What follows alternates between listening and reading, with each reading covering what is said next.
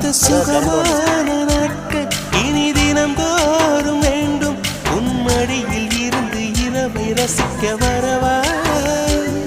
அடி உன்னை காணத்தான் நான் கண்கள் வாங்கினேன். உன்னோட சேரத்தான் என் உயிரை தாங்கினேன்.